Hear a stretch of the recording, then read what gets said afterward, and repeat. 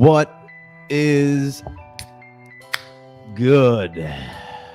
We're back. Rounding out week 3. Got a little Monday night football on in the background. I just got that was a nice one. a cold adult beverage on my CPU, so go dark in the middle of this thing. You know what happened. Got the gang all here. That was a strong pop over there. Very strong pop. Got Matt Foreman over here.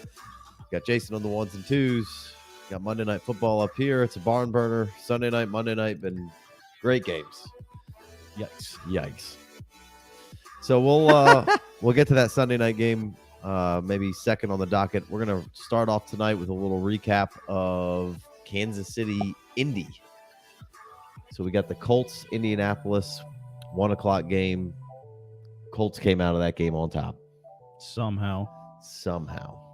Probably didn't deserve that win. Probably not. You can thank Chris Jones for that one. He definitely helped. Just a terrible. What an idiot. Terrible penalty there. Could we get the what's the people in the courtroom who type the stenographers? So we get the stenographer of what took place there. Could I get something? Yeah. Because I need to know. What did he say? How do you get a flag? What can you really say to Matt Ryan? Right. But it got a flag. So kept him in the game. Probably just said 20-3 to him. The Chiefs, I don't think there's really any necessarily reason to panic there. But did go down. I think the Colts have a decent amount to panic about. It does not look great over there in Indianapolis. No. So we start on the. You want to start on the Colts side? Or you want to start on the Chiefs side? Let's start with the Chiefs. They're a little bit more exciting. All right. So we had 63 total snaps for the Chiefs, 42 routes run, 19 rushing attempts. Mahomes out there, 18 points, PPR, or I think that's standard touchdown to 4-point passing. 4-point passing. I did try to get 4-point passing stats for the quarterbacks because that's probably more general. 20 of 35, 262 yards, a touchdown, an interception, 4 rush for 26 yards. Mahomes hasn't been lights out this year, but he hasn't been Russell Wilson. Sure. So the first game, you thought, oh, this is great. We're getting a point guard out here, not getting locked into 2 targets. But, there definitely has been times in the season where it seems like you are definitely missing Tyreek Hill, and you should be. Yeah. What are you going to do? Travis Kelce's still around, and you're adjusting to, a bunch of guys that you haven't really thrown any balls to. Who besides Mecole Hardman and Kelce? You got MVS running 49 snaps out there, 83% route participation. Juju's out there for 44 snaps, 79% route participation. Decent day for Juju. Yeah. 13.9. I think he had that. I think he had one big catch towards the end. Yeah. So I was looking at him for our squad there, Jay, and I was like, another dud from Juju, but he saved it with a late one. You guys you took me and Big Co down. Took you behind the woodshed. I was with David Montgomery. Proverbial woodshed. And we still got Saquon going tonight. Saquon. We weren't necessarily drafting for this year, but you were. Well, yeah. What? By the way, we're playing double headers. I guess it's against league aggregate. Okay, something along those lines. I asked that question. Well, Jason, we've been below league aggregate so far this week, except for this week. So should get the 2 wins this week. But no one gives a shit about our fantasy team. So moving on. I wasn't even gonna bring it up. Well, we did beat Big Co and Casey, so that's always nice. Sky Moore, 8 snaps, 9.5% route participation. He 0 really targets. Blew it. No wonder Yeah, he got 0 targets. Yeah. He's gonna get 0 kick returns too moving forward. They had him back out there. Yeah, but then he fucked it up again. Yeah. He just let it go, and then they got it on the 1 yard line. Yeah, it was the slow build with Sky Moore doesn't help with mistakes on special teams. No. No. My comparison to Sky Moore and Jahan Dotson is not turning out well so far, but I think I might end up with. I think I have more Jahan anyway, so no harm, no foul. It was hard to get Sky Moore in fantasy drafts, but right now it's definitely been paying off. If you missed him and had to go Dotson, You had to go Dotson or Olave even. Sure, I mean, should have been drafting Olave ahead of those two anyways, but moving on. So Sky Moore hurting you a little bit right now. But is there any concern for the Chiefs moving forward from anybody over Nah, they couldn't have done more things wrong to blow that game. It's not like they got beat. The Colts got lucky as shit. Yeah. And they'll be just fine. I'm not sure are you still starting MVS if you had to start him? Hell no. I don't want to. I've never wanted to start that, man. That's like a desperation. I got some best ball injuries. play at best. Yeah. No roster, 0% rostering for MVS. Traded him all off season long. At any time I could use him as a slight kicker to maybe really tantalize somebody to take a deal. MVS was the throw in. Okay. All right. Just to try to get that moving forward. And it worked because he's not on any of my teams anymore. Dylan said Sky Moore's giving me Rondale Moore vibes from last year. I think Sky's going to be just fine. I think Andy Reid does have this sort of deal where he does bring his wide rookies in general along a little slowly and then integrates them in a little bit more. Yeah, you can't expect Sky Moore to come out and be like second Tyreek. Right. But they do need another guy. So it'll be interesting to see how that plays out down the stretch. But same last name, so you never know.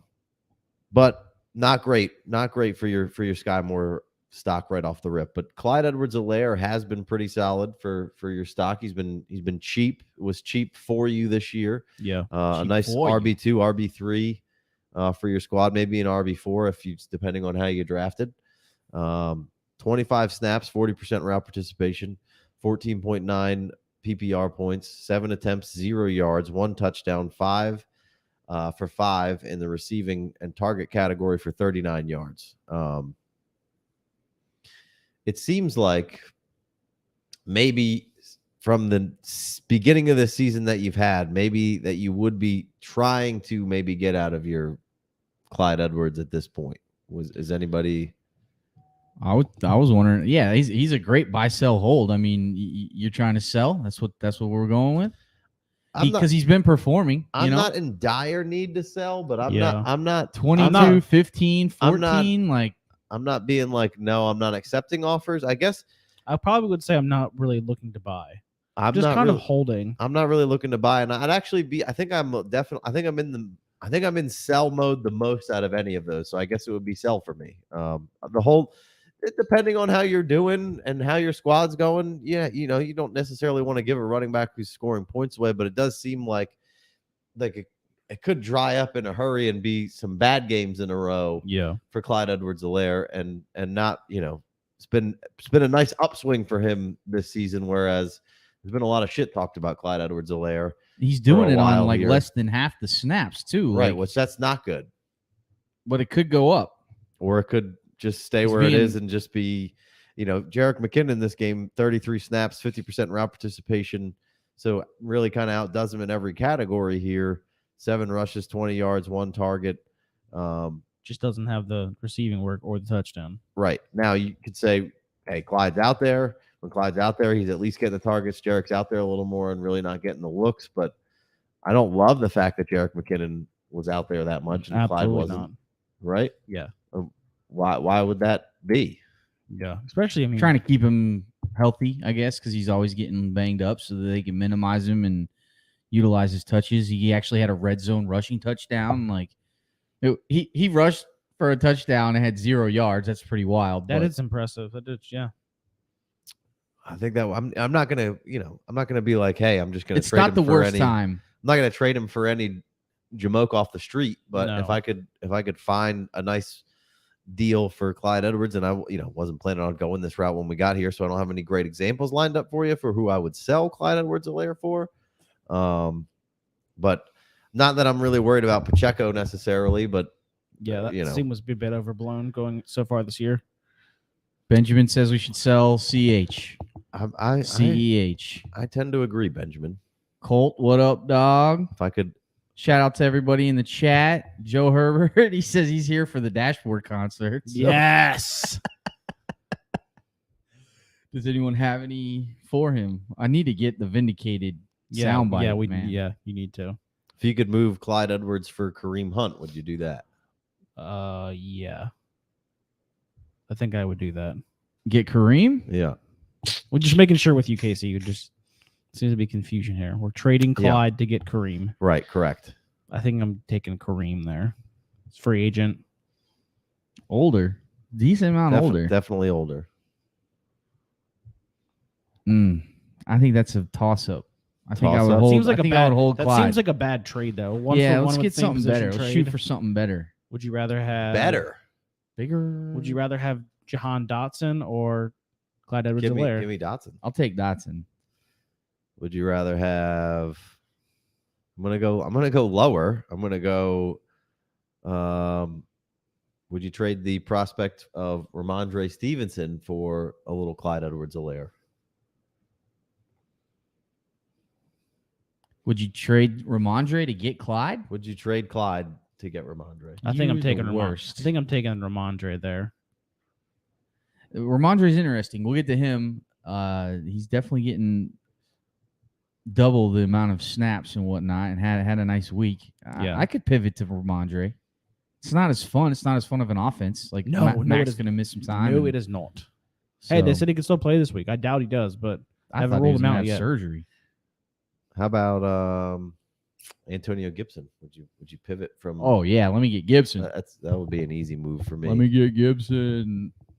Wait till what did you say? Wait till if I'm trading for Antonio Gibson, I'm probably waiting until B-Rob comes back, muddies that up a little more, and then Gibson's I think in a contract year this year, I believe, or maybe he has one more year there. He's got another year there. But I think I might hold Clyde there actually. Yeah, this is probably not the worst idea. I don't know. I'm running out of Clyde steam, and I feel like it's been as good as it could be right now, and I feel like it really could take a dip, and be left kind of sitting there. Would you trade? Let's find another receiver to trade here. What about same team? What about Juju or Clyde? I'll hang on to Clyde. I think I might take Juju there actually. Could be fun to take a little Juju. I want to package Clyde up and get something better. Like this is a good time to capitalize on Clyde. I feel like you're bailing a little bit with these mediocre players. I could just hold for what is the Chiefs' lamp. What would you pack? What are you trying to package up to go get? Either an upgrade at running back or wide receiver. Right. Like how so? Clyde plus what gets me Garrett Wilson. Clyde in a second. Just trying to see what you get for Clyde in a second. Clyde in a third, maybe. I mean, you're probably going to have to trade Clyde in the first to get Garrett Wilson at this point. I don't know about that. Well, you're certainly not doing it for a second, and I don't know who's buying Clyde Edwards-Helaire right now for. You find someone thirsty for a running back in your real money leagues? I mean, but again, here's Clyde. If you're just looking at the points that he's scoring and you're in your league, then people are going to be like, yeah, I'm interested in Clyde. So maybe you're a little more on the track than I am. Some people are a little bit more hip to watching what's actually happening. It depends on your league, right?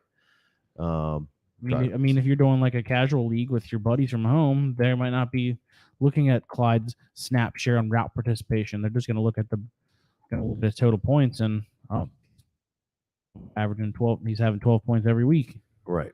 That's a guy I can put him starting lineup week over week. Right. All right.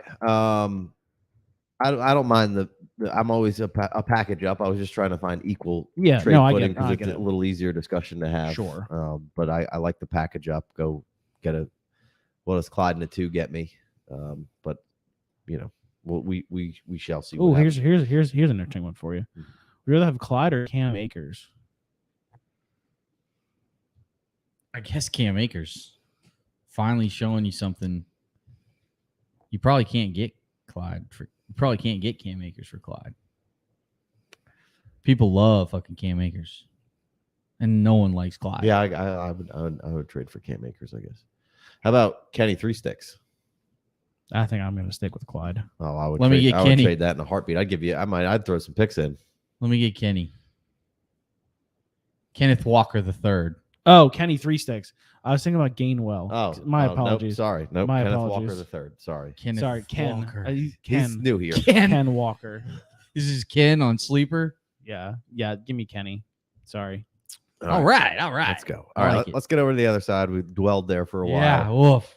Colts. Matt Ryan just abysmal right now. Just playing pretty poor. The only thing that is good going on is if Pittman's out there, Pittman's probably going to get his peppered. Still wasn't great, but got you to where you needed to go. You're 15 never going points to complain from about him. 15 points. No, 8 for 9, 72 yards. So you got to like that. Matt Ryan, pretty pedestrian, pretty poor showing again.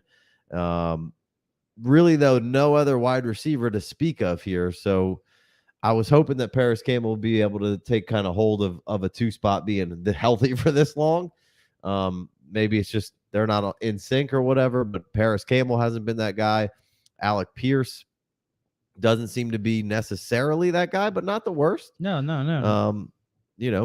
9.1 points, 3 for 5, 61 yards, 32 snaps, 47% route participation.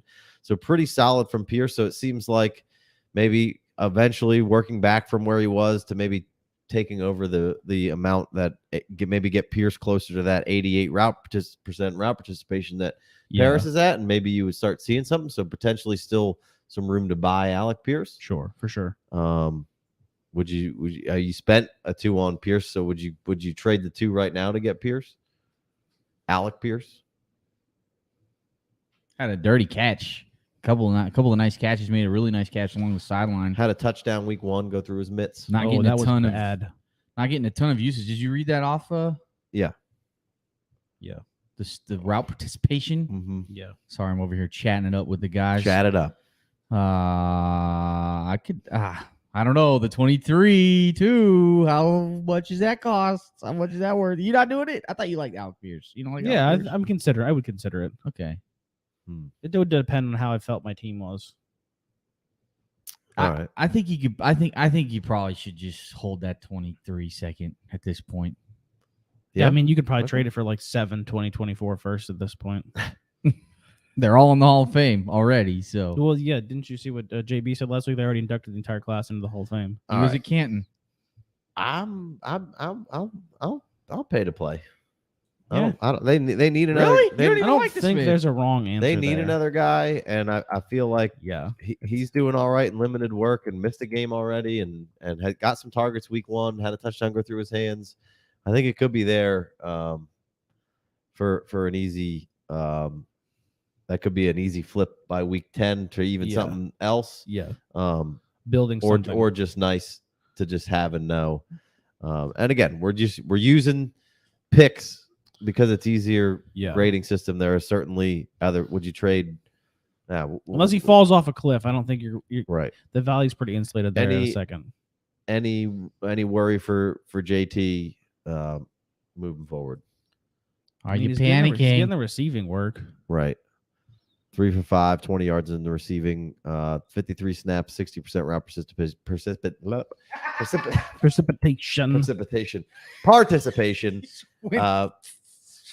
12.1 fantasy points, 21 attempts. So you got to like that. But this line, not quite as good as it maybe once was. Dylan's right there with you. Says mad concerning Colts offensive line. The old Toby Keith line. They ain't as good. They're not as good as they once were. Not as good as it once was.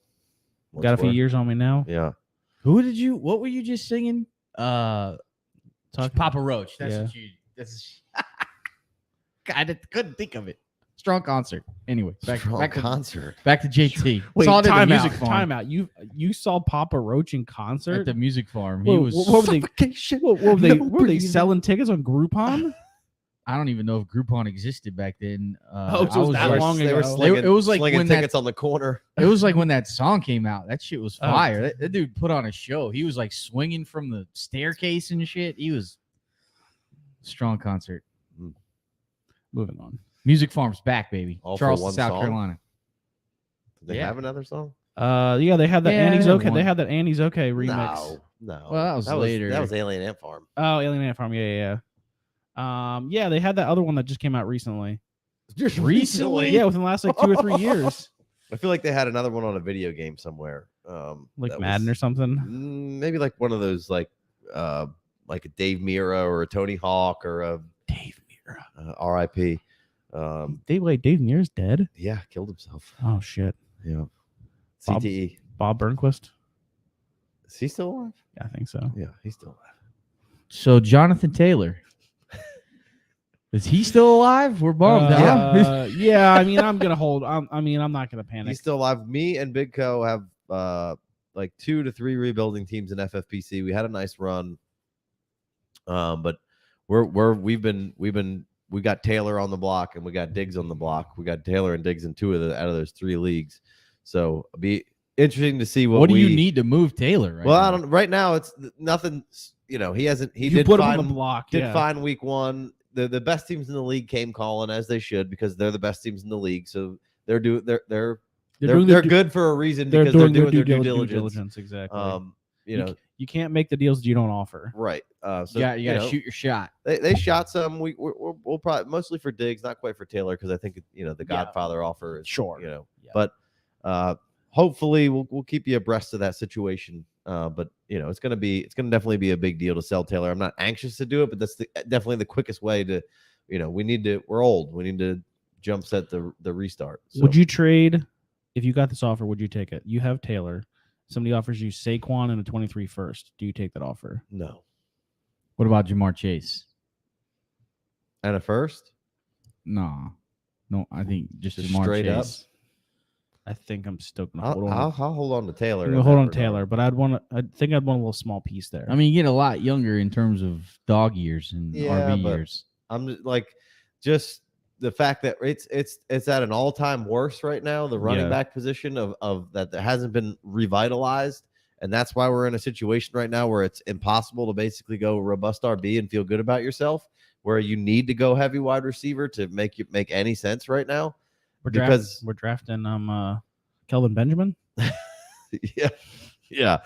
And there's just no depth at the running back position, and JT is the shining light in the youth category right now. It just hasn't been great necessarily the last 2 weeks, but it's going to be just fine. It would take something significant for me to move off him at this point. Right.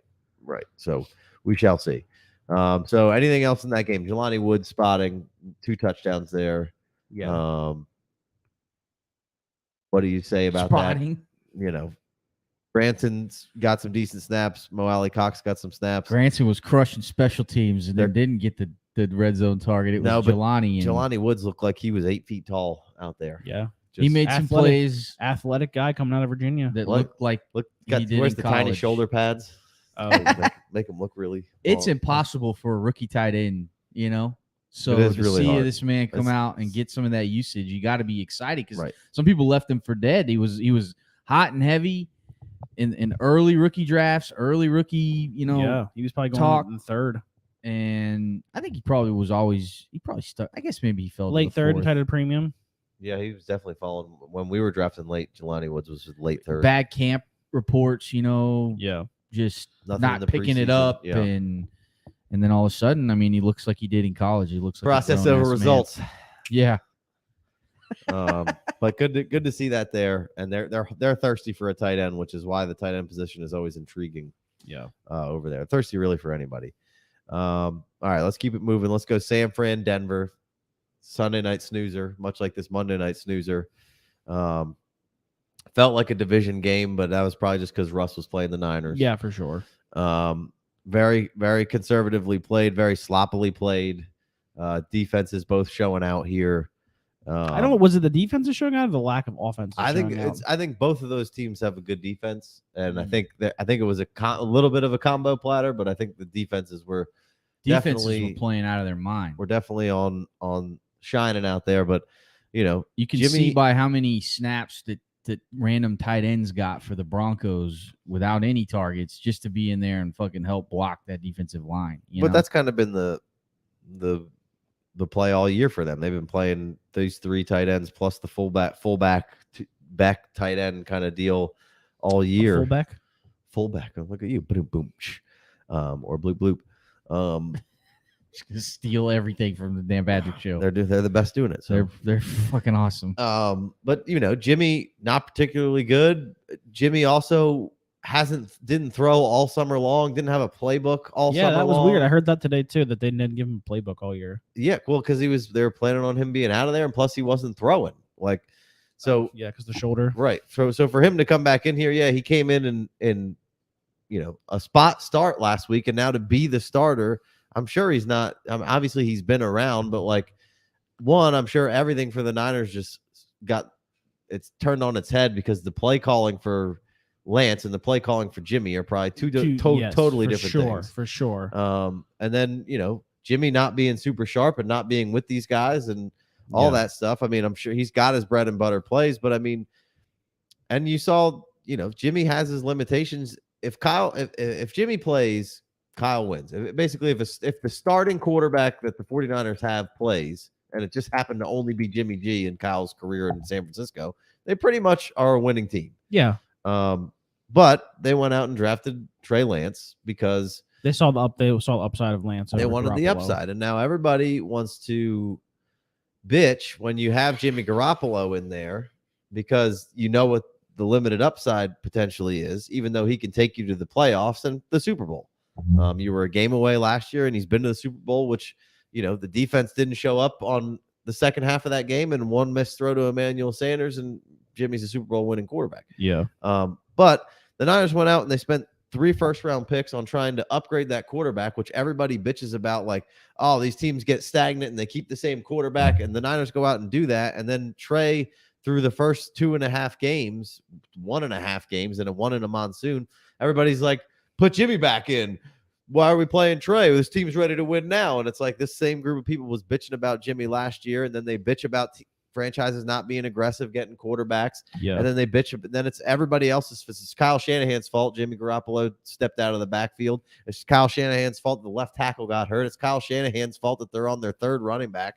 And starting Jeff Wilson, who is fine, but it's the difference between Elijah Mitchell's explosion and Jeff Wilson's explosion are worlds apart. Yeah. And then I don't really understand. Your heart later now.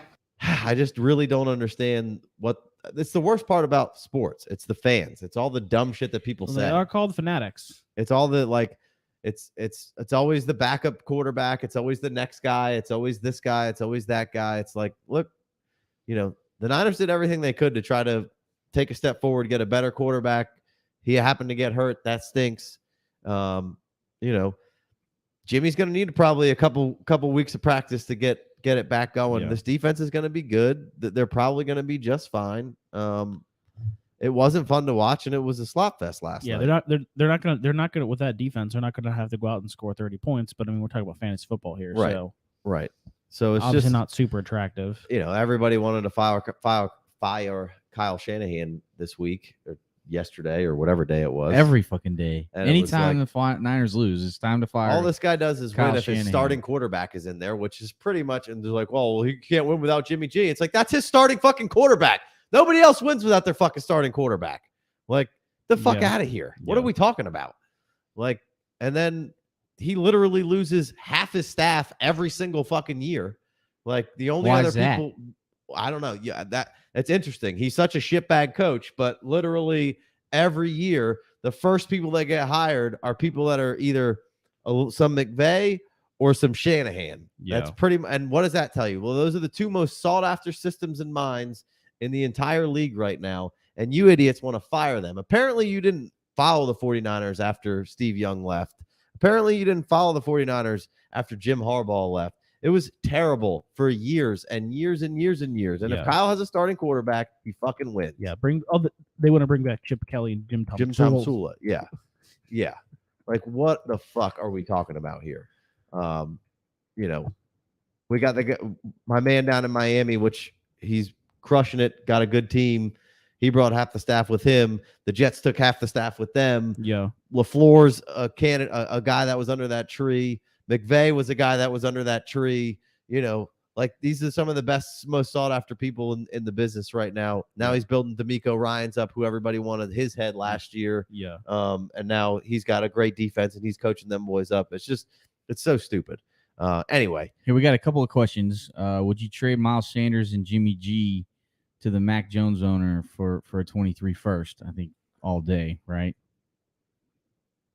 I don't think you can get the 23 first for that. It's probably a bad week to sell Jimmy, but yeah, I mean that's pretty good. That's a pretty strong offer. You love Miles Sanders too. I don't love Miles Sanders. You love him. I mean, I don't love Miles Sanders. Love him. You're in love. I'm with you though. I mean, I didn't go to Penn State.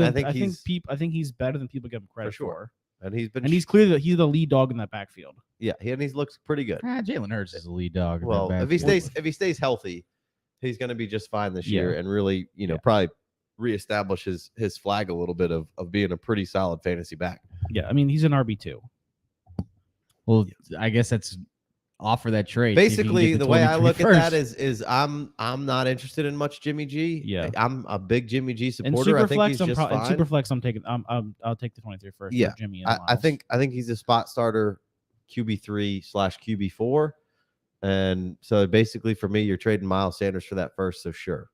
All right, we got another one from DM Synergy. What up, man? Or what up? They. What up, dude? It's it's a non-binary name, or I'm just blowing just say the damn question. Would you trade Trey Lance and Jimmy G for Joe Mixon and Chase Edmonds in a 10-team Superflex setting? He said he's good at quarterback. I don't know. Biggest need is running back. What was it? Trey Lance and Jimmy G for Joe Mixon, basically, and then throw in with Edmonds. Edmonds trending in the wrong direction there in Miami. I think I gotta hold Lance here. Ended up with a decent day fantasy. You blew like it sucks losing Lance. Oh, look at Trayvon Diggs trying to go for an interception. Almost had it. It sucks losing Lance. Yeah, I think I'm gonna sit tight. Yeah, I think with Lance. Probably go for find some other way. A little bit younger than our boy Joe Mixon. Find another way. All right, let's get off the Niners side after all that bitching. I think everybody's going to eventually be just fine. Tone Bones said Foreman is in with Miles Sanders. I don't know. I'm in a little more in like. It's in between like and love. He likes him. Yeah, I like him. I don't love him. Yeah, boys are stupid. I think Jordan Mason needs to see a little bit more. In the two carries that he had, he looked a little explosive there. I think Jeffrey got all the work. That's what you're missing in this offense. Is if you're going to be so run heavy, Jeffrey can be just fine, but you need the razzle dazzle of an explosive guy in this offense to hit a big. I know Jeff hit a big one in here, but sure. But I think you gotta be working Mason in here and see what you got to just see if you can get a little bit. Yeah, but if Debo goes down, that's a huge hit to your offense. But you also just got Kittle back working in here, who's a huge part of this thing, and I don't know that he was 100%. Played last 51 night. Snaps, 79% route participation. But that's a strong. The whole offense changes if Kittle's right and doing his thing as well. So let's get to the Broncos side of things. Would you take Miles Sanders to a dashboard concert? Oh hell yeah! Oh hell yes! We will be singing "Screaming Infidelities" together. So Denver sneaks out with the win. Russell Wilson saves it for one drive, basically. That son of a bitch.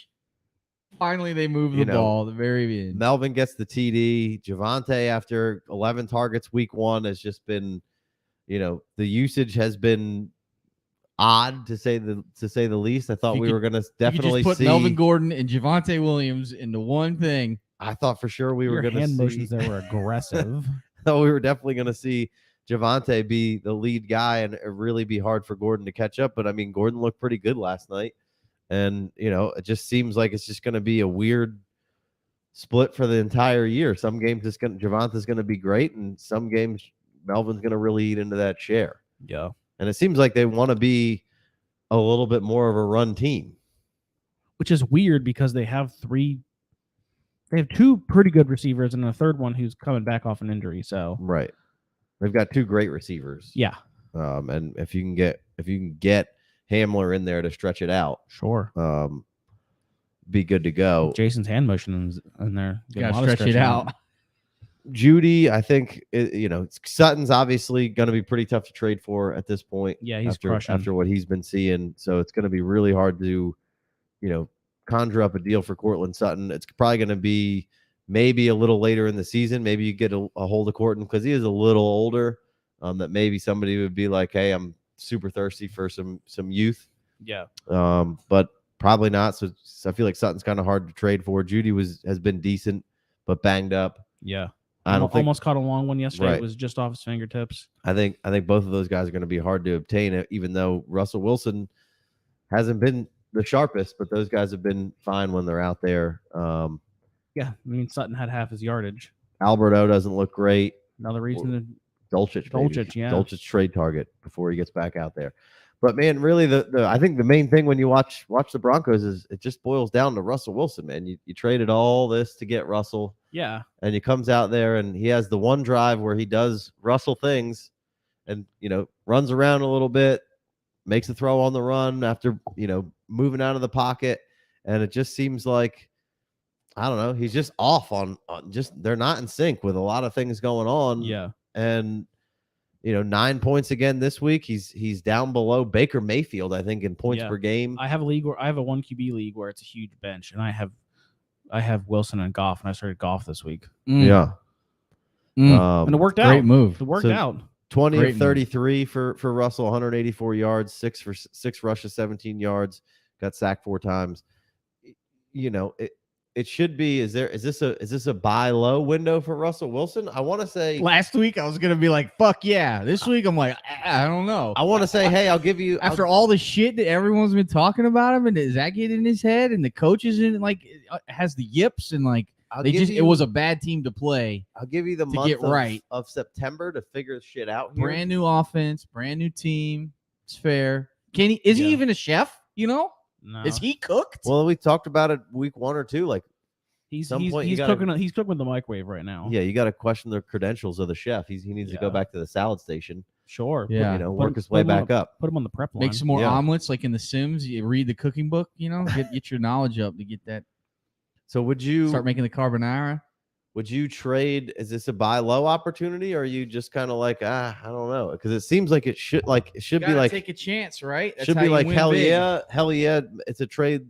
It's a buy low, but I mean, can you stomach it?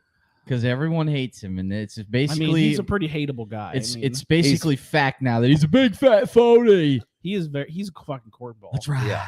He's absolutely a cornball and fake and phony and all the above. Egotistical and just But he's for Doug Baldwin to come out and talk some shit and Richard Sherman. I guess it doesn't really surprise me, but still, you think they'd be boys. And he's got the captain thing. Did they just listen, guys? We have to make Russell captain, or he's gonna fucking quit. Is that part of this contract? How bad is it over there with Russell? I don't know that there's any. It can't be too bad. It just started. Yeah. He doesn't look like he doesn't seem comfortable. Throwing terrible balls too. There was some terrible incompletions. Yeah, he bounced. I remember he bounced one in there on third down. I'm like to Quabenon. I'm like, what was that throw? Strong pronunciation of that guy's name. Very strong.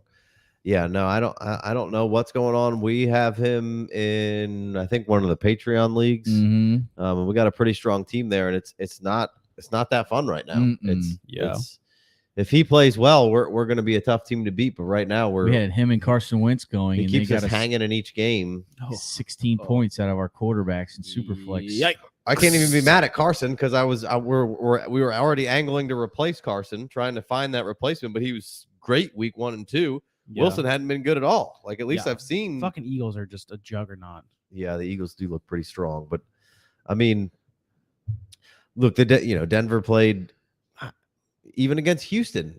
There wasn't any juice with Russell Wilson. It seems like you get a drive or two. Yeah, Seattle I can understand, and the Niners a little bit. They're familiar.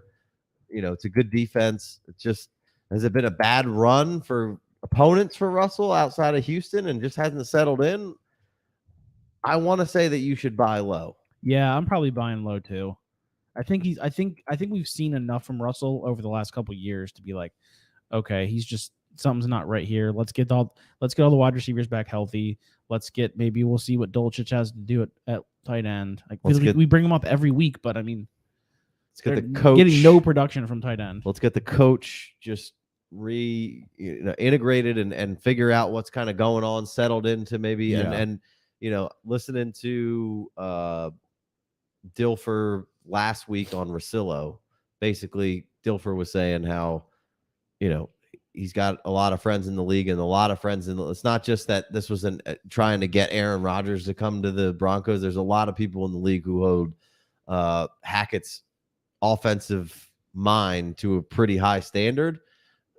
Just hasn't been in this position before, so maybe he needs a minute to figure it out, or maybe he's coordinator face and is not meant to be to have all this going on, and maybe he needs to hand some things off, which it looked like maybe this week he kind of realized that maybe he needed to hand to him, hired a special assistant or whatever. Maybe you see a little bit more of that. You'd be wondering how interested. I'll be interested to see how long Hackett's leash is with the new ownership group coming in. Yeah, that they didn't hire him. Right, that's true. But he was probably a package with like Russell. Like Russell was only coming there because of. I don't think so. Russell just wanted out of Seattle. Yeah. Russell wanted out of Seattle in 2018, and they wanted him out. I mean, I feel like they've done the song and dance long enough with him that it was just time to mutually part ways. Yeah. So is there any this might be a little bit of a buy low in Javonte Williams window here. Are you interested in trying? Would you trade a 23 first for Javonte Williams? Yeah, I think I would. Because of the ties to Russell and then what could be moving He's forward? A good player. He's just a good player. Yeah.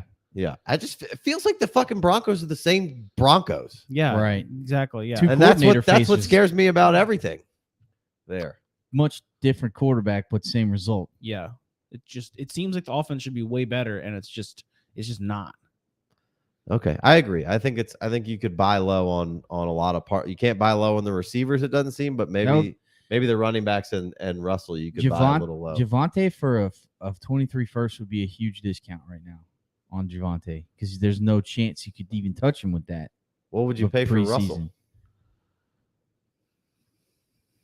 A 23 first in Superflex? I don't know. That doesn't feel great. It doesn't feel great. Exactly. It doesn't feel great. But I think that's what you'd have to pay to get him. Would you trade Russell? We're gonna have to break that team down at some point. Would you trade Russell for a 23 first? Seems like you're not getting enough. Well, I mean, I would. It's like a bad time to trade Russell. If I could get Jared Goff and and Russell in a first, maybe Geno Smith. Jameis in a first. No thanks. I'm just saying you need a bridge. Right. You just need a bridge. Right. That's what I'm fine with that. I mean, I don't know. I know I don't really want to trade him away for a first. Zach Wilson in a first for God bless. Russ. I don't think so. Mac Jones in a first. That sounds better. Not right now. I need a quarterback. Mac at least still have potential, a little bit of luster still around them that you could maybe then move them for a little bit of something else. I think I'm just hanging on to Russell if I have him. Yeah. I'm just gonna buy low. Unless you get like a first plus. Yeah. If I can get a first and a bridge QB, I'm probably taking that deal. All right. Before we move on, we had a question, just a random trade question in the chat. What up? Shout out to Kyle Grove. Told him I'd sneak his question in here. He said full point PPR. He was offered Mike Evans, Zeke, and Tua for Mike Williams and James Robinson. Now, it must not be Superflex. Yeah. Run that by me again. He just said full PPR. So Mike Evans, Zeke, and Tua for Mike Williams and James Robinson. Like, I think you got to do that. All those? No one ever likes Zeke. What exactly is that? And Mike Evans. I think you got to take that trade. He was offered Mike Evans, Zeke, and Tua for James Robinson and Mike Williams. Well, how about do you need a quarterback? It's one QB, so if it's one QB, I don't really care. Maybe you drafted Trey Lance and there's nobody on the waiver wire.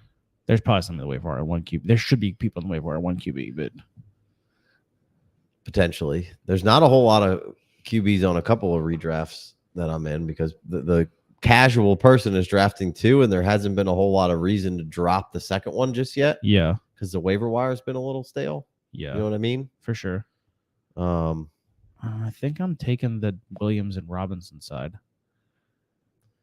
Yeah, on one hand, Evans when playing is going to outscore Mike Williams most weeks. Just bench him against the Saints. And then, but J-Rob is an RB1 right now. Yeah. And seemingly has a stranglehold on that position. And Zeke is, going to be probably hit or miss and a little TD dependent. So do you want the running back? I think I want the youth there. I think I'm going to take the youth. Is this is redraft or dynasty? I don't know. You gotta give us some specifications. In redraft, I might stick with the Evans side. But in dynasty, I'd definitely go with the other side. Yeah. Yeah, because I'd rather have Mike Evans for this year. Go Saquon. Saquon. Right. So if he's just so we're 100% clear, I fucking love Saquon Barkley. I would leave my wife if Saquon proposed to me. You heard it here first. He wears some questionable earrings, so he may propose to you. I don't know. It's like a cross. Well, it's a dangly one. You shut your. It's a dangly one. Would you rather be like a stud cross? You watch your mouth when Michael Jordan. Anybody wearing a dangly earring, it's highly questionable. That's a man. Watch this run. You'll see a fucking man. Oh, he's awesome. I love Saquon. I agree. I love him more.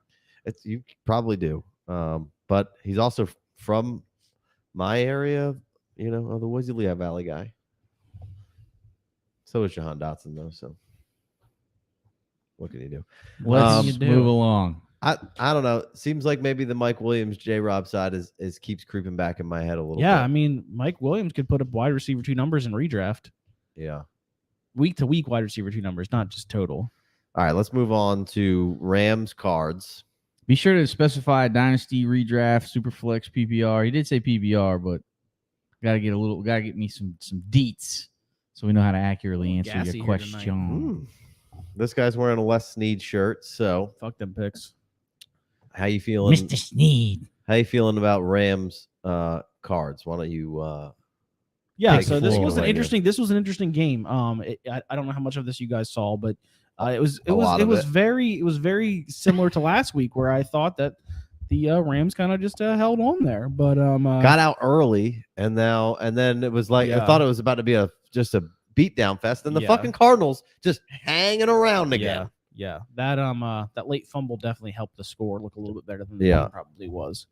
But no, Cooper Kupp coming out. He had a down week at 16.4 PPR points, 6 targets, 24% target share, 100% route participation. A-Rob again, 20% target share, but only 2 catches for 23 yards. Had a little drop with Stafford, so just not quite on the same page there. But he's out there, 25 routes, 93% route participation, but again, only the 4.3 points. The man who led the receivers this week, Ben Skoranek, 4 targets at 16% target share, 4 catches, 61 yards, 24 routes for 89% route participation. Had a nice little long catch there. Guys, I was too early on Higbee. Anything but week 1. Anything but week 1 Higbee. Again, 4 catches, 61 yards. He was out there on 24 routes for 89% route participation, 10 PPR points. In your tight end premium leagues, I think he's a must start until Van Jefferson comes back. Or until he just lets you down for a minute. Yeah. And then we go to the running backs. We got Cam Akers, a little disappointing with 0 targets, but he did have 12 carries for 61 yards and a touch. Played 23 snaps for 47.9%. Did lose a fumble. The fumble was reaching into the end zone, so I think that was just kind of just.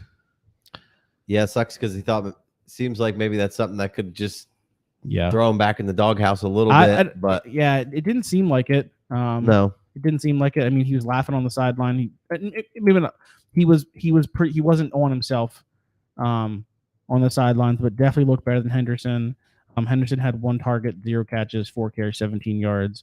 Was out there more for 52.1% snaps, but only had 1.7 PPR points. So I think it's just going to depend on the game script for the Rams. I think in the games where they play behind, the problem is I just don't know how many games you're going to predict that the Rams are going to play from behind. Right. They're not going to play the Bills every week. Right. So they have a pretty good defense still. So I'm probably rolling Akers out there more often than I'm rolling out Henderson because I feel like he's going to get that short yardage work. Yeah. I think Skoranek is interesting in as a deep play until Van Jefferson gets back. I'm also buying Van Jefferson as well too if I can grab him because this offense needs someone who can stretch the field. They're trying to get Brandon Powell the ball, and Tutu Atwell had a huge target down the field that Stafford just missed on him. They need that presence down the field. Speed. What's that? They got no speed. Yeah, exactly. And Jefferson's not the fastest guy in the world, but he was playing their deep threat last year, and I just feel like that adds another dimension to their offense that they're missing right now. Other than Stafford, no one has above a 10 ADOT for the season. Yeah.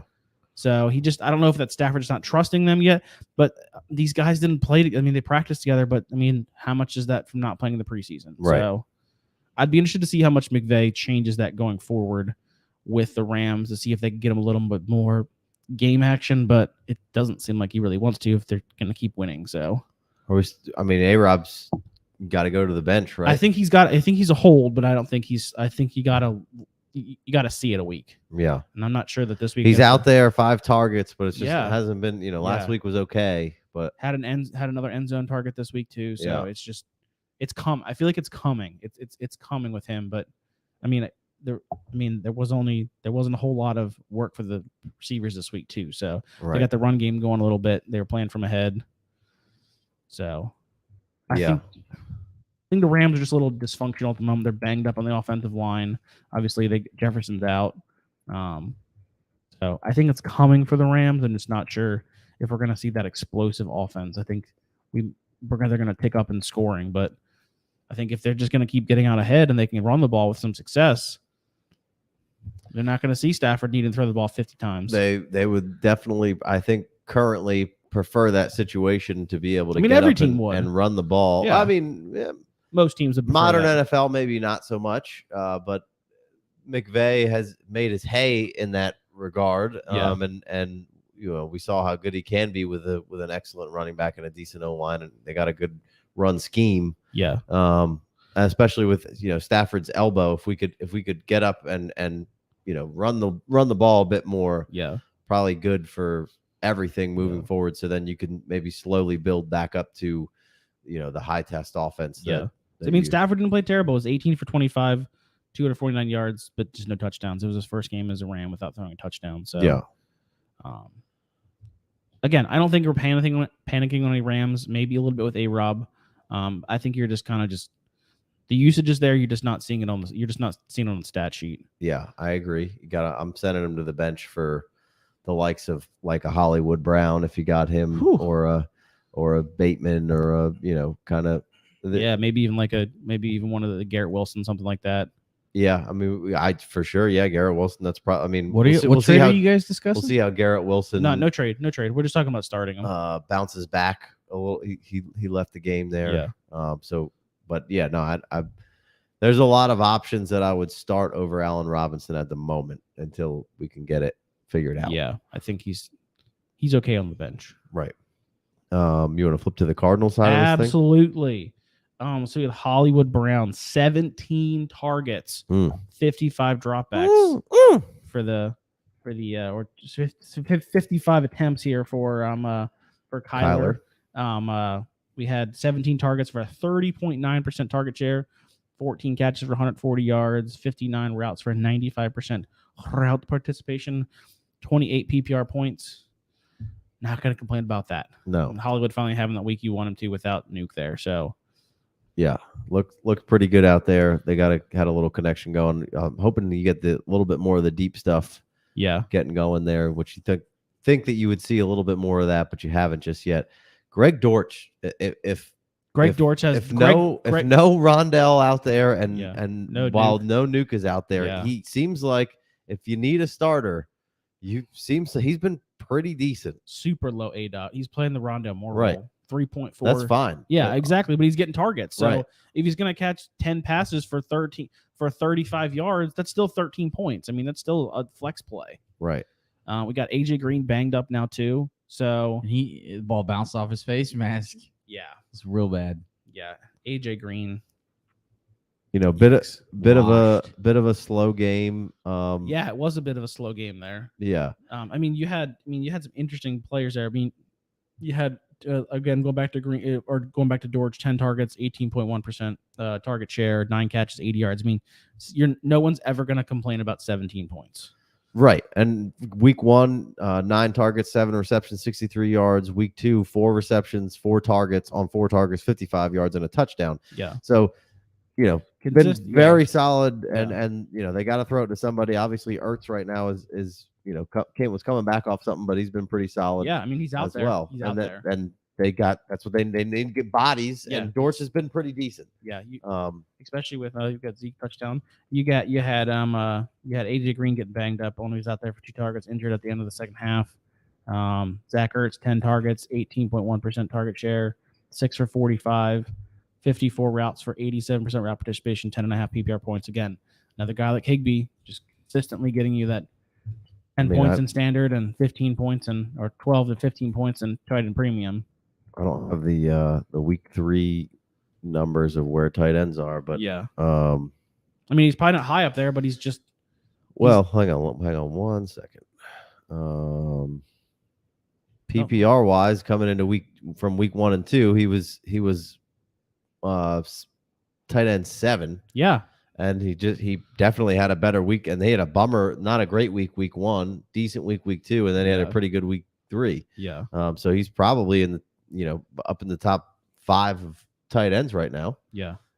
So it's pretty dire straits out there. Yeah, when you got Tyler Conklin as your tight end 3 so far this year. Yeah, but you got to plug him. I mean, he's a every week starter. Me and Matt have been telling you since week 1. It's got to plug Conklin in right now. Oh yeah. So yeah, Dortch probably a nice start if you need him as a in a 3 wide receiver or a deep flex. Yeah, I mean, if he's still on the waiver wire, I mean, I guess pick him up till Moore gets back. But I think if you have him and you just picked him up because you've been reluctant. I mean, if you can flip him for anything at this point, I'm selling him though. Fair, hey, sure. He's nothing but a short. He's until Moore gets back, and then after New gets back, he's probably not even rosterable at that point. Maybe in Dynasty, but not in redraft. Yeah, agreed. I'm down with that.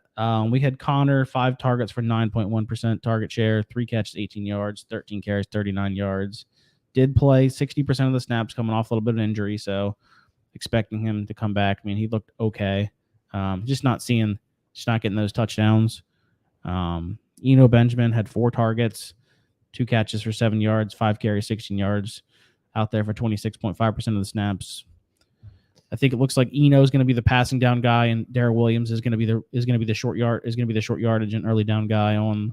And if Connor's out there, he just fucks everything up. Yeah. Well, Connor's seeing all the money work though. He's seen all the goal line work. He's seen the overwhelming majority of the work on third down. But if Connor misses, both of those guys may be potentially startable. I think it depends on the game script. Yeah. So, I think this might be a little buy low window on Connor. He hasn't put a whole lot of huge games on the stat sheet. So if you're looking for some RB2 work there, I think you could do a lot worse than James Conner. Yeah. But yeah, I mean, if Green misses time, they had some guy, Andrea Bocelli. Like I thought he was a singer. Yeah. Andrea Bocelli had played 26 snaps. 26 snaps, exactly. I'm just like, if Green misses time, and he wasn't really getting a whole lot, but I mean, we saw Dortch, Ertz, and Hollywood getting peppered with targets. I mean, they're just going to stay on the field the whole time. Yeah, and then have these jamokes coming in there with Bocelli, Isabella, and whoever the hell else they have in there. Right. So not much to speak of. That's why Dortch, nice little potential deeper flex play. Yeah. You got Kyler, 37-58, 314 yards, no touchdowns, and only 2 carries for 8 yards. Yeah, I just don't know what the hell to make of the Cards, man. It just seems like they're not very good. They're missing something just like the Rams are. I mean, I think when Nuke comes back, offense should a great buy window for Nuke here as well too. People forgot about him. Had him on the trade targets last week, but I agree. Yeah, I mean he's gonna be a trade target for me until he comes back. Obviously, you need to be in competitive mode. You don't want to just buy Nuke to buy Nuke. Yes, for sure. So it has to be the right. Got to be starting off pretty good and feeling good about the team. But yeah, I agree. Yeah. All right, let's move over to Houston, Chicago. This was another barn burner. Oh my gosh! Neither team really deserved to win, but I didn't think the Bears deserved to win this game at all. This deserved to be a tie. Yeah, Houston should have had 2 ties on the season. I thought Houston was maybe the slightly better team. Yeah. In this matchup, but the Bears are one of the worst 2-1 teams I've ever seen. Oh, for sure. Justin Fields has not been good. Oh, he's been ass. Davis Mills hasn't been good either, and he was a guy that I was okay with drafting Superflex in like the 11th round, but probably looks like Mills might not be the long-term answer there. Doesn't look great. He was okay down the back end of the stretch last year, but doesn't look great right now. Yeah.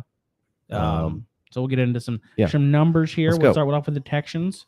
Brandon Cooks, 6 targets, 18.7% target percentage, 2 catches, 22 yards. Him and Mills were just not on the same page there at all. Never really got rolling. No, they were just a couple just misses on the sideline, or Cooks had a drop, just kind of forcing some in there to Cooks as well too. It's interesting because Cooks really isn't playing that deep threat like he normally is. He's just kind of just working the intermediate stuff. The Houston offenses look pretty conservative, pedestrian to say the least. Yeah. He had Nico out there, 4 targets, 12.5% target share, 2 catches, 41 yards, 25 routes, 78% route participation, 6.1 PPR points. I think Nico's fine to hang on to, but you're not starting him anywhere. Yeah. I mean, I think Cooks is really the only passing option for the Texans are even thinking about starting at this point. And then we had Farrell Brown, Jordan Akins, both had 4 targets, 12.5% route participation, 3 catches, 31 yards, but Akins did have the touchdown. Akins in there because Brevin Jordan missed the game, so a little blip there. Probably worth just keeping Akins on the waiver wire. Probably not someone to be overly concerned about there. Probably not. Again, you're probably not really just rostering anyone but Cooks and Collins, and if you're dropping Collins for someone, I can't really say in redraft. Collins is a stronghold in Dynasty, though, for sure. Yeah, agreed. Good player, just doesn't know if he has the quarterback play there to really unleash the beast. Right. As saying role models. But to the man of the hour here, Damien Pierce, 2 targets, 6.2% target share, 2 catches, 20 yards, 20 carries for 80 yards and a touch, 35 snaps or 59% snap share, 18.1 PPR points. Had 2 fumbles that they both recovered, and the second one should 1,000% been covered by the Bears. That was wild. That was so terrible. Just right between the guy's legs. Wow, that was amazing. And after that second fumble, he didn't play a single snap after that. Well, it was only 2 drives, but it was all Burkhead after that. Towards the end of the game, that was a big bummer. Can't be fumbling there. No, I mean, that would have definitely been the game, even though they lost. But I mean, Pierce in the runs though, he looked good. He had some juice. He's got a nice spin move. Not the greatest tackling by the Bears, but I mean, the tackling was worse on the other side. I mean, he definitely is showing you something. I just can't get behind you guys for trading him for a 23 first or trading 23 first for him. Yeah, I mean, no, I'm still fine with it, man. I know nobody likes it. I know everybody hates it. You can't sell the 23 first, and we just lost a subscriber. I don't know. I don't know that I would trade a first for him at all. Yeah, I mean, I would. To me, it's like, look, I know nobody likes to talk about the eyeballs, but it's like, man, he has it. He has it. I know the Texans aren't awesome right now. We're playing fucking Dynasty here. Like, if he's any good at all, you're not going to be able to get him for a 23 first. And every time he touches the ball, you're fucking holding your breath. You're like, oh shit, he could take this one. Every single one seems like one he could take to the house. That's the kind of guy I want to put on my team. And in 1 year, you could be going from the Texans to, hey, we got a good quarterback. Hey, we got an offense that moves the ball. We've invested some first-round picks in our offensive line. They have first-round picks. Like, things can change quickly. Lovie Smith is not going to. He's going to be the fall guy. He's out of there after this year. Like, he's not going to stay around. If you're a contender, if you're 3-0 with putting up some huge points to start off the year with, and you want to trade your 23 first for Damien Pierce, listen. I'm not advising anybody trade their 23 first if they're trash. I'm not saying that. Like, that should go without saying. But you shouldn't be trading your first away if you're terrible. I'm not saying if you're terrible, but if I'm a middle of the pack team, I don't know if Pierce is going to get you over the hump. Yeah, I mean, sure. It's be reasonable with any trading of 21 first, I think. 21 first or 23 first. Or any first, really. Like, you should be reasonable with trading your first away. You shouldn't just be willy-nilly with trading the first away. That should go without saying. It needs to be said sometimes. You're right. It does, because, that's why we're here. But I know nobody agrees with it, but it's just like, man, we're playing. I'm going to take some risks here and there, and you can safeguard him. But it's like, he showed what he showed in the preseason, and it looks like it's transferred right over. Now, he had 2 bad fumbles. He got in the end zone. He could have gotten the end zone again. He looks pretty good. And really, all you need for him to be really awesome is to just take a little bit of that passing down work from Rex Burkhead. He's not doing that. He's not doing that right now. He got 2 for 2 for 21, and he broke a tackle on each of those catches, and they were nice handsy catches. One of them was high, and he made an adjustment. It's not on third down. It's not in the 2 minute. And the pass protection from this man, he was fucking crushing it all game long. He's been great pass pro. He was picking up blitzers, he was diagnosing the blitz, and he was meeting people straight on. Like, he was giving Davis Mills times. He looked fucking awesome in pass protection. Had 2 costly fumbles, but they weren't fumbles though. They weren't costly. They weren't lost, but they cost him time. It's costly in his in the trust of Lovie Smith. Right.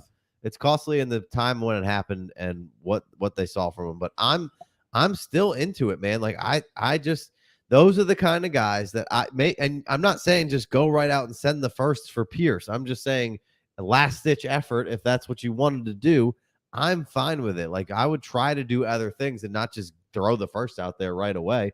But fuck, if you said, hey, give me, let's take Clyde Edwards-Helaire in a 2 and try to go get Pierce. Let's go. Let's fucking go. I don't hate that.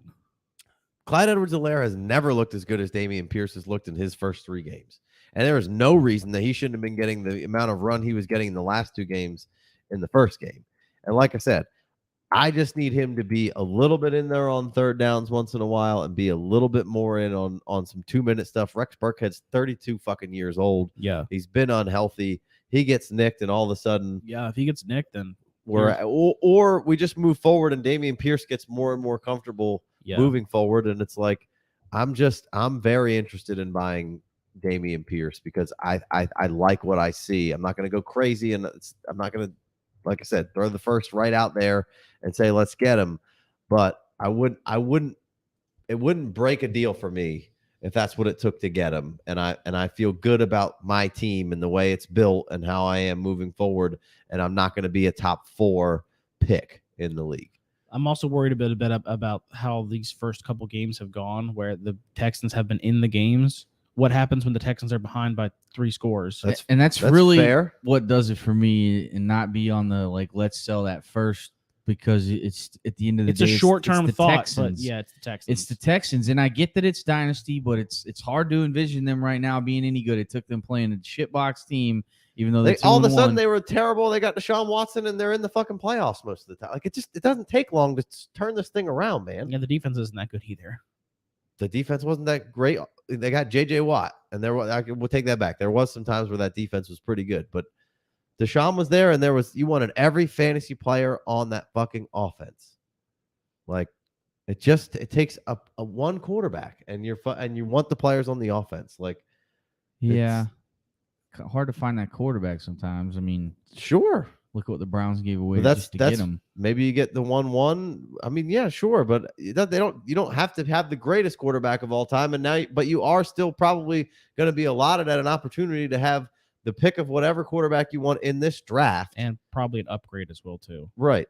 And I do think Damien Pierce has showed enough to not worry about him getting replaced next year either. And that would be my biggest concern with this, is that it's not their guy and they draft somebody else.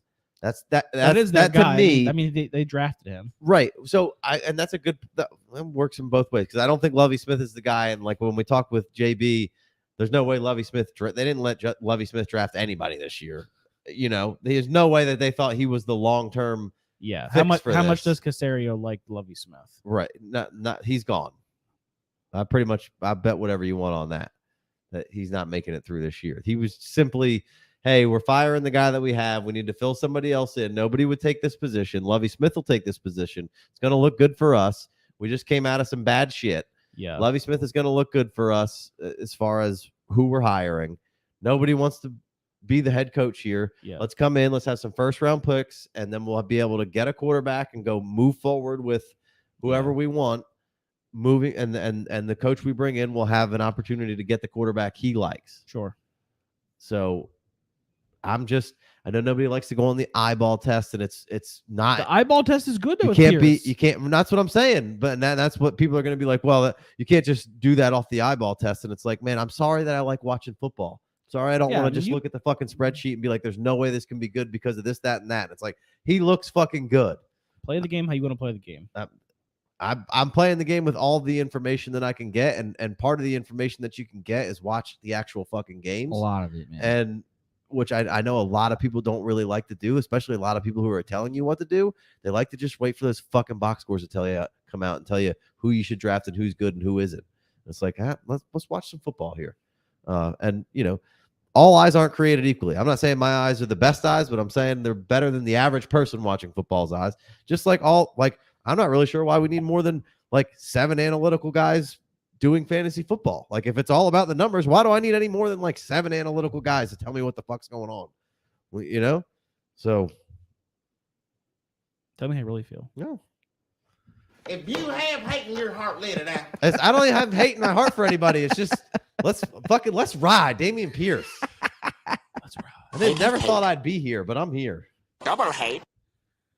All right. Let's are we good on the I think we've talked enough about the Texans. Fuck the Texans.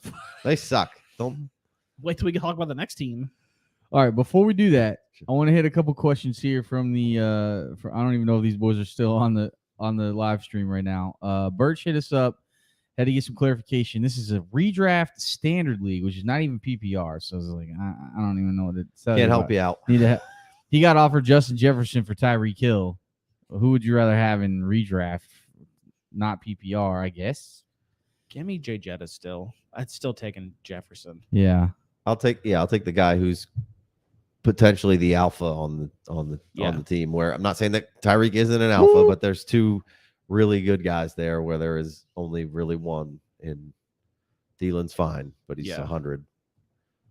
Let's see. Alex asked us, what do we think about James Conner moving forward? He didn't specify dynasty or redraft. Like I said, I think he's a little bit of a buy low here. Okay. I wouldn't be paying too much for him, especially in dynasty, but I would approach the owner to see what their appetite is on Conner. No, I don't hate it. Let's see here. IDK, he didn't specify dynasty or redraft. I tried to follow up. If y'all boys hit us with trade questions, let me know which format you're in. He asked if he should trade Austin Eckler or keep him. I guess just regardless. Are you worried about Austin Eckler at all? Yeah, with Slater going down, he's probably out the rest of the year. You got Herbert banged up. I mean, I think he should get the passing work still. So you're hoping you're getting that passing work, but I mean, and they're on record as wanting to kind of try and preserve him, and then it's rubber's about to meet the road. If you're trying to win, you do everything you can, and you go with Austin Eckler. I think too often everybody's always about trying to get cute for the future and be like, oh, it's dynasty, and you got to keep, but the point of the game is to fucking win. Yeah. So you have to take your chances when strike when the iron's hot. You got to be real with yourself and not just be like, hey, I'm decent. But really anything can happen in week 15 or 16, and you can't beat yourself up over that. Yeah. But if you got a good team and you got Eckler, but then fine, keep him. If you don't, then you should be selling him at all costs. Like wait, probably not right now. A lot of these older veteran guys, you probably want to wait until it's closer to somebody is, hey, I do want to strike when the iron's hot. It's getting closer. I look like I have a decent team, and then try to grab the first for one of these older running backs. Ooh. Love that. Well, I mean, it's just that's what when you get to that point where it's when like you're trying to get that push. When it's week 13 and it's like, hey, I got a good team. This running back here who is potentially maybe scored 20 points a week right now. Do I pay the first to try to win? Which in a lot of cases I'm okay with if I feel good about my team. Yeah. It's a good offer for Kadarius Toney right now. A third. Probably got to go like 2/3. Whatever. I'd start with a third. You feel like paying the 2 at this point? No. No, how could you? Yeah. All right, one more, and I think this will kind of lead us into our next topic here. Ridley Truther says, on a retooling, productive struggler, and Superflex, would you rather have, as of today, Justin Fields or Kenny Pickett? Might be able to get Kenny Pickett for a second or a third. To get Pickett and a 2. So he obviously has Justin Fields, and he's looking to move off of Justin Fields. Well, this is a good question for Matt. This is just a good question in general because we got Kenny Pickett. Yeah. We haven't even seen yet. Yeah. We've seen Justin Fields. Yeah, I mean, he just hasn't played well at all. Well, let's jump into this I Bear side, and then we'll hit that question on the back side of this. All right, we'll come back to you, Ridley. All right. So we got the Moon Man, 5 targets, 29.4% target share, 2 catches, 23 yards. Just didn't look great out there at all. On your bench. Sucks. No, at this point. Huge Mooney guy. He can't play any Bears. Exactly. There's no Bears. No Bears. Equinemius St. Brown, 2 Bears targets. receivers anyway. 2 targets, 1 catch, 20 yards. Did have a nice nice little run there, but I mean you can't count on that weekly. 92% route participation. Equinemius, he's like a starting wide receiver in the NFL. He's there too. Yeah, I mean they don't have anybody else. I mean, who else are you gonna? And Pringle got hurt. They need Velas to come back. Yeah, Pringle got hurt. Pringle got hurt literally in the second play of the game, and that was it. That was going to get into next. Dante Pettis out there running around for his exercise. Montgomery got hurt. 18 routes and 0 targets. Mostly all gym class team just out there for phys ed. Yeah. What are these boys doing? They're giving my man Justin Fields nothing to work with. Well, that could be part of the conversation, but Montgomery gets hurt. Oh, yeah, bummer. Yeah, no targets, 3 carries, 11 yards, 11 snaps for Monty. Because those Texans did not want to tackle anyone. No, and Monty looked spry out there too. Oh, there's CD. Nope, down at the 1. No. Monty looked spry out there before the injury. Monty's looked really good. Nice jump cuts. I mean, he looked good, and then it didn't even look like anything. It didn't look like anything either because I went to try to go back and watch it. I'm like, I don't really know. So he got rolled up on. So that hopefully that should be encouraging for. It's a day-to-day, right? Yeah, hopefully encouraging for Monty, but not encouraging for Monty was a Khalil Herbert. Yeah, with 2 targets for 11.8% target share, 2 catches, 20 yards, but 2 catches, but he hit 20 carries for 157 yards and 2 tutties. Looked really good. The run game, man. This is probably the identity of the Bears. It has to be. They. I'm never gonna get too. Wow, that was a sick catch. I'm never gonna get super upset with a team that sticks with the run game that's working. Yeah, I know nobody likes it, but if you can have a close game and pound the rock and it's working, fine. And it was, and they got 2 backs who were good. Monty looked great last week. Looked good in the beginning of this one. Herbert looked good, has looked good whenever he gets a chance. They got 2 good backs. Yeah. I'm going to say something with Herbert. In point per carry league, I would trade as much as a 23-second for him. That's fine. Yeah, sure. I agree with you. Monty contract. Monty, yep, exactly. They got Herbert. Now, they don't have ties to either one of those guys. They could bring another guy in next year. But they had ties to Ebner, but that's about it. But I mean, how can you not have some sort of feeling for Herbert? And I would assume that you're going to run right. The OC was talking about Herbert all off season. So they said he runs the system better than Monty. So I think this is that's a pretty solid trade target. I think that Herbert probably not right now. Herbert could have flex value the rest of the season. Wait till Monty gets back in the fold, and then maybe you try to trade the 2 for Herbert. You know what I would consider if I was an NFL GM, if I was Brandon Beane, maybe call the Chicago Bears, see what I can trade for the rest of David Montgomery for the rest of the year. Yeah, somebody who might want to sign him up for the year for a contract afterwards. See what you can get for rental for David Montgomery. I mean, it's not the worst idea in the world. Might as well strip another weapon away from Justin Fields. At this point, Herbert hasn't been bad. Ebner would look pretty good out there as well too. Your team's not good. So what's the point of holding on to a guy that you're not going to have after the end of the year? There is no chance that the Bears wanted to be 2-1 right now. They're like, God damn it. Yeah. Yeah. And even, yeah. And it's not good out there. Yeah. So, is it Fields not having the best opportunity in the surroundings around him? Is it the office doesn't really like him and doesn't believe in him and was like, we're going to try to move off of Fields and do something else this next year? What's your read on any of that? It's all of the above. You think so? Jesus, that is a giant palmetto bug. There's no way that you couldn't have came up with a better surrounding receiver core for him than what you did, sure. Right? Yeah, you got Velus Jones in the third. Third. Missed. Yep, third. I don't know how that thing was the size of a fist. But yeah, the offense doesn't trust Fields. Fields hasn't played well, and he's got nothing around him. Yeah. That's not a recipe for success. Right. So it's hard to necessarily judge Fields, except for when he the takes times off. When he takes off, it's awesome, except for when the times that he does try to throw it around a little bit, it's not great. Half the time, it is absolutely awful. On that first pick, he just missed him. Like I think it might have been Komet. He just threw it like 3 yards ahead of him. It was wobbly too. It was not a good looking ball. It was just bad. And the thing is, the second one, Justin Fields looked so good at Ohio State. So good at Ohio State. Well, that's kind of what happens it's when a you go to Ohio manufactured State. system. Right. The system, maybe the conference. Then maybe the fucking Bears should just go hire Ryan Day then. And play in the Big Ten. Yeah. So there's no defense over there. So trade Fields for Pickett in a 2. I mean, at this point, it seems like a no for me. I gotta hang on one more. I gotta seal. I love the athleticism of Fields. It's so hard to let it go, and we just I'm don't not know. a big Pickett guy. I know, which really surprises me. I might entertain that. I wouldn't do it for the third, but for the second, I think I would consider it. Why does it surprise you that he's not a Pickett guy? That he would do the trade.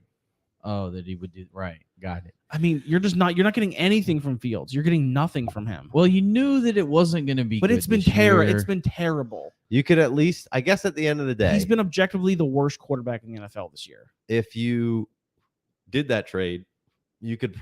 If Kenny comes out and shows anything, you could probably get a first and a second. You could probably get back what you spent on Kenny as a first, and get the second, and have a 1 and a 2 for Fields. I'd be trying to flip Pickett after a good game. The caveat, maybe definitely. probably. If Pickett looks good. They got mad weapons over there. That's true. That's true. Yeah, tight. And he's got some athleticism to his game too. Yeah, he's underrated rusher. He could have that kind of Aaron Rodgers hidden yardage. Yeah, like a Wentz in kind a of game. thing. Yeah. All right. Komet showing a little bit. 3 targets, 17.6 target share. He's out there. He's out there. Not winning that bet, and gonna bench Komet. Yeah, I mean, keep him on the bench. I mean, definitely benching him, but I mean, 40 yards. You're like almost 10% of the way there with 15 more games or something. Golly. 14. Should be such an easy. That should have been so easy. 500 yards is the bet. He's not throwing the ball. Right. Wow. They're awful at throwing the ball right now. I mean, so. All right, let's keep this moving so we can wrap it up here.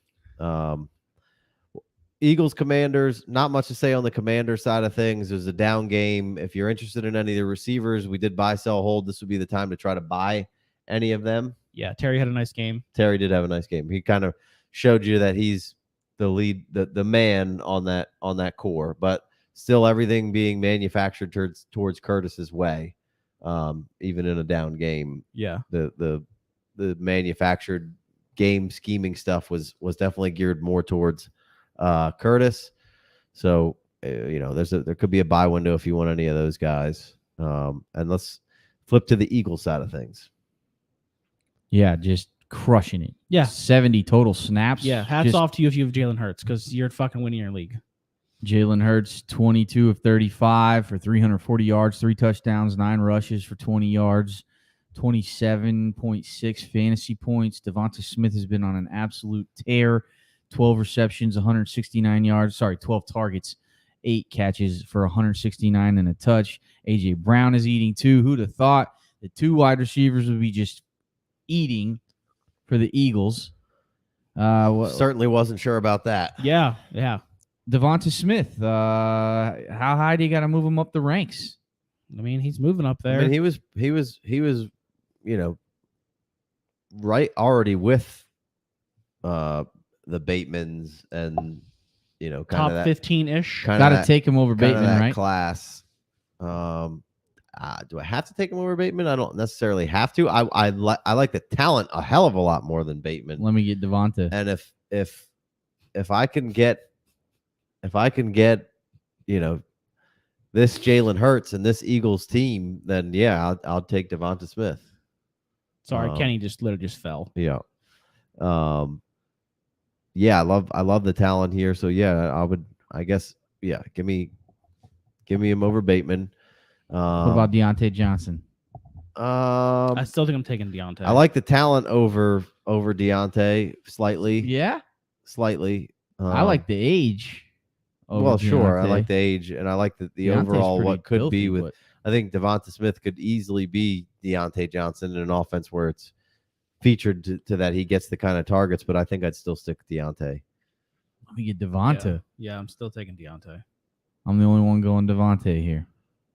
Yes, that's correct. All right, what else? Jerry Jeudy, last one. These are I found some rankings. I think it was on Keep Trade Cut, and those guys are all around Devonta Smith. So Jerry Jeudy having tough time of it. Russell having a tough time of it. Smith at this point. I had Devonta over Jerry Jeudy coming out of college. I did too. In that rookie class. Ooh, that's a close one for me because I like both those guys. I think I'm taking Smith. He's shown more. Both way better. Haven't shown the best ability to stay healthy. Jeudy a little bit more banged up on the reg. It seems like I want to take Jeudy here, but we haven't seen. I like what I'm seeing out of Hurts in this Eagles right now, and it certainly could go, and we could see Russell go, they're up just, to the they're moon. Just fucking Polar cruising. opposites right now of kind of what's going on offensively. So right now, for me, recency bias would say Devonta Smith. All right. I think I'd rather start Jerry Jeudy week in, week out if both are healthy right this minute. But I mean, with what Devonta's done the last 2 weeks, he's out targeting AJ Brown the last 2 weeks. For sure. Gotta fire him. I think I'm Devonta Smith. Yeah. Devonta 30.9 points PPR this past week. Just all right. murdered. We're gonna hit him with the coveted question of all questions of anybody ever that's played the game. What, Devonta Smith for a 23 first? Yeah. Yeah, all day. I'll trade him for a 23 first. I still love the guy, but you say that so terrible. It sounded like you want the 23 first. I'll take Devonta Smith. Okay, thank you. So I'm not sure where you had Waddle in the off season, but was he close to Devonta Smith? He was ahead of Smith. Okay, yeah, all right, yeah, definitely Waddle over Smith. I knew you were a little lower than us me on him, so I would maybe Waddle just a tier. Or Smith. The Waddle. answer was yes. Waddle. Yeah, but he's played well, really well. He's tier 2 wide receiver for show. Yeah, he's might be in there with CD having a pretty good week. I think he's horrible. Wait, Waddle's a tier 2. Waddle's over CD for me. Yeah, could be the Waddle, Brown, CD. Yeah, that's kind of that's what I had coming into the season as my tier 2. All right, let's keep it moving here. New England, Baltimore. Ravens got the best of New England. It was looking pretty decent there for New England for a minute, but I mean, at the end of the day, right now, the way Lamar Jackson's playing, it's a tough out for anybody. Him and Jalen are battling for MVP so far. For sure. Lamar, 18 for 29, 218 yards, 4 touchdowns, 1 interception, 11 rushes for 107 yards and a touchdown. The last 2 games, he's over like 230 rushing yards. I don't know, man. Lamar is on an MVP trajectory in a contract year, so that's kind of the positioning that you want to get yourself in. 18 to 29 doesn't seem all that great, but the aesthetics of it looked pretty decent when you watch the game. It wasn't great for Rashad Bateman this week, but Mark Andrews just continues to be out there for 94% route participation, 50% target share, just crushed again, 28 points. Yeah. 89 and 2 tuds. Guy just does it out there. It's his guy. I mean, that's his numero uno. Mark Andrews over Kyle Pitts in Dynasty? I still think I'd lean Pitts slightly, but I think the gap is closing. They're right there neck and neck. I mean, Mark Andrews has 31 targets on the year. Lamar has 88 attempts. That's a 35.2% market He's the highest share. in the league. He's the highest in the league for a tight end. That's wild. That's awesome. Making great one-handed catches, just scoring touchdowns. Yeah. I don't know how he's only 27. It seems like Pitts 5 years older than Pitts because of being 21 years old, basically, that you still got to go Pitts. But I mean, and the untapped potential. Mark Andrews is Pitts had a bit of a bounce back this week too. Is right there. I mean, there's no way he falls below 2 over the next 3 years. Yeah. Agreed. I bet you'll see some people taking Mark Andrews over Kyle Pitts next year. I mean, I guess it's a long way away. Yeah. But it just looks like he gets better and better. 2 years ago, we were like, how can he even get any better than this? He's probably never going up. But yeah, not right. Not doing that. No one expected Andrews to do this. Yeah, I mean, I guess the question is where, seemed like maybe there was a little bit of a buy window on Lamar this season. Coming into the season for sure. Right. Yeah. Where would he rank amongst quarterbacks for you right now? Got to be up there. He's got to be. Is he the number one? I'm still putting Allen there at 1. You got to put Josh Allen at 1. Got to put Josh Allen at 1. But what about 2? I'm still going Herbert and still going Mahomes. I think he's definitely in the top 5. I don't know. I was always taking him over Joey B. Okay.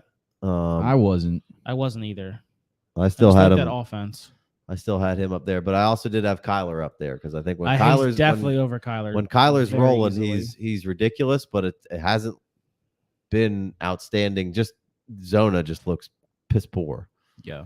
So QB4. I think you could put him. I think I wouldn't crucify you having him over Mahomes. Yeah, I mean, he's probably gonna get the God contract, right? Like he bet on himself, and now they're gonna have to give him Deshaun type. He's certainly gonna get a good contract, and he's playing out of his mind. And then when he takes off, it's amazing. Like it's like he hasn't lost any rushing ability, and he's gotten better as a passer. Bateman looks awesome out there. Andrews is a stud. Likely's coming on. Like J.K. Dobbins, we haven't talked about him yet. He's coming back, catching some balls. Yeah, like sick offense. Like, yeah, I mean, I can't be mad if you want to take him as over Herbert and I think it's Mahomes. All a stat in the last 2 weeks that he scored more fantasy points than anybody ever. Wow, that's incredible. Or something like that. I can't be mad if you want to put him as QB2. Yeah, I'm not going that far because I think we've seen some ups and downs from him. Right now it's a big up. He's playing really well. I think the legs are always what's going to keep him up, being in that high regard, and maybe the length RB1 numbers every week. The length of his career maybe is not going to be quite as long as maybe. But he stayed healthy some so of those far. Other guys, but he's been relatively healthy. Yeah. So far, just maybe the fact that there is the biggest upside of him is much like Josh Allen is the fact that there is a built-in floor of rushing ability. I just prefer Allen's arm over. Oh yeah, I prefer a lot of things. The offense, the way they run things, all those kind of things from Buffalo over there, and I'd put Lamar at QB4 right now, pretty safely. But I'm still definitely taking those. If I could flip Lamar for any of those guys, I would. Yeah, Ridley Truther asked what's the guaranteed money looking like at this point, minimum $200 million. I just said I think he wants Deshaun or more. Like, yeah, I think he's earned it. Coming into next season, Deshaun plays well in the back half. Deshaun or Lamar? Lamar. If Deshaun plays well in the back half, I'm too biased to make a. I'm taking Lamar to make a legitimate call on this one. I got a Clemson. I've got to draft Drew Aller. Grabbing all my 2025 first in Superflex. Let's see. Deshaun could probably knock some Lamar I don't think down he's getting. What? He could knock Lamar down to 5 for me. I don't think he can get there for me. He'd have to really come in because he's back to Deshaun. He's got the legs as well. Right. Should potentially have a good scheme around him, but definitely Lamar holding it down right now. We TBD on Deshaun. I don't think he can get higher than I think he could pass Burrow, but I mean even still, we're in like great quarterbacks. Yeah, quarterbacks are great. Running backs are not. Except the back half of quarterbacks are just awful. But I mean that's every year. Yeah. All right, yeah, like you said, J.K. Dobbins coming back this week. 26 snaps, 44% route participation, 6.7 attempts, 23 yards, 2 for 2 in the receiving category for 17 yards. But he got I believe he got some red zone snaps as well, and didn't look bad out there. Definitely can't start him right this minute. Got to see the work back in, leave him on the bench at least for another week. But it was good to see him out there. Good to see him not being super hesitant towards anything. Had a couple of really nice good runs where he looked like his old self. Split pretty much snaps with Justice Hill. I think you'll see that climb up. They for sure. Babied him especially into with what's his face being inactive. Gus Edwards. No, Kenyon Drake. Oh yeah, well he was a healthy scratch. Yeah, that's what I meant. So, he's irrelevant at this point. But yeah, I mean, I like what I saw from J.K. Dobbins. I don't know. Just keep monitoring it. But yeah, you can't start him. But good showing. Anything else from the Ravens side of things? Likely he had 19 snaps, 47% route participation. Only caught 1 of 2 targets for 8 yards. Just happy tight end. Happy to have him on the team. Right. I think he's on my dynasty. Sure. Yeah, for sure. Yeah, definitely keeping him there. He could turn into the wide receiver 2. Oh, before we get out of here, the wide receiver 2, baby, Devin Duvernay. Did you hit him? Did I miss Devin Duvernay? No, we didn't talk about him. Only a 65% route participation and only 2 receptions and 2 targets. But they were big. Great TD receptions. Yeah, awesome touchdown catch. The week before that, he scored a return touchdown from 103 yards out. The week before that, had a touchdown. My man is just maybe 2 even before that. My man's just doing work, and he needs to get more work. And he looks fucking great. And Lamar's playing awesome. So he's been startable every single week. I'm not saying I want to start him, but in a pinch. Yeah, a lot of injuries, and when bye weeks come, you could do a lot worse than Devin Duvernay. My man needs more work than just. He's in the same. He's in the same camp. He's in the same camp as Dortch for me. Spot start. He's got to be a better. I'm more excited about him than Dortch. Yeah, but I don't know how. I'm more excited about him in Dynasty right now. I'd rather start Dortch though, just because of the targets. PPR wise, I mean Duvernay's been good. I like Duvernay. More of a prolific passing offense. I was really hoping Duvernay was out of his contract after this year, but he's got 1 more year. Okay. Because I do think there's a good player there. There's just the Ravens are going to be weird on their usages of those guys, but Duvernay's been doing the best that he can with what he's been getting, and should be earning more, but I'm not sure that he will. But like you said, spotty starts, injuries, bye weeks. Could do worse on Dynasty deep leagues. All right, real quick, we'll just take it to the Patriots for a second. Jury's out on Mac Jones and his ankle and whether he's going to be playing or not. I just wanted to hit on the running back snaps for this game. Ramondre Stevenson, 41 snaps, 65% route participation, blew up 20.1 fantasy points with 12 rushes for 73 yards, strong yards per carry for a touchdown. Caught 4 or 5 targets for another 28 yards. He's basically doubling up Damian Harris's 25 snaps, almost. Only a 28% route participation. He also had a touchdown on 41 yards rushing with 11 attempts, caught 2 of 3 balls for only 5 yards. I still think Damian Harris looks good pretty much every time he touches the ball, but it's clear that they're using Ramondre more. So stock up Ramondre. Yeah. You got to like that for your Ramondre shares. We've been on him for a while when he was dirt cheap and told you to go trade for him. Still not the most exciting. You cool firing Ramondre up. Guess you got to be, right? Yeah. At this point. Getting a few catches, looking good with the work. He's flexible. If Mac Jones is out, maybe you can pivot away from that. Yeah, if you lost Monty or you have a guy who's struggling a little bit. I'm not super fired up to put any of these New England running backs in unless the other one's out. More like any New England players. Right. Or I'm really, I got a couple injuries and some bye weeks and I need to start one. That'd be kind of my play on that. What about Devonta Parker? Nope, don't worry about him. Jacoby Myers can play. Don't worry about him. My man had 100% route participation. Caught 5 balls for 156 yards. You don't even want to think about this man? No. I mean, if Myers isn't in there, and I mean, if Mac's not in there, I don't really want to play anybody. Yeah. Which it looks like he's going to be out for a while.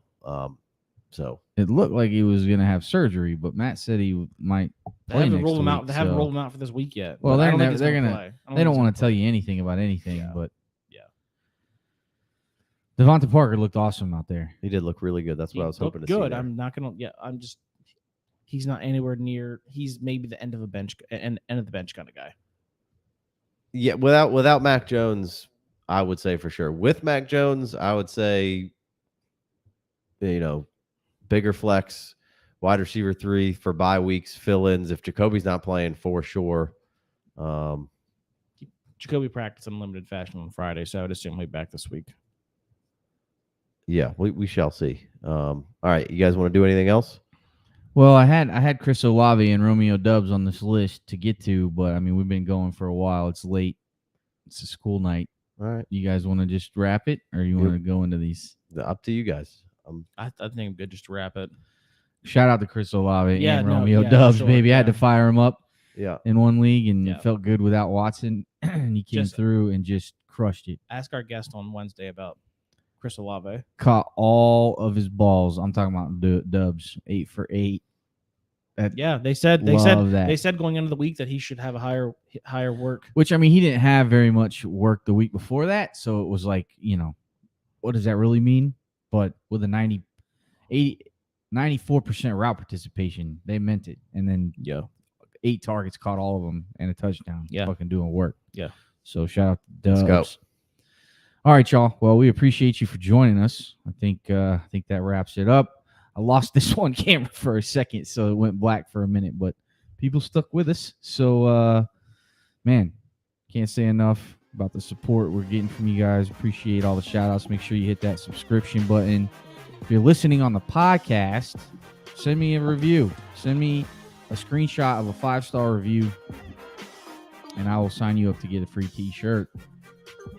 Oh, that's a week 3 recap in the books. Yeah. Might be switching it up a little bit next week, but still going to live stream. So TBD. We'll see you then. We're figuring it out, working it in. Appreciate y'all. Peace.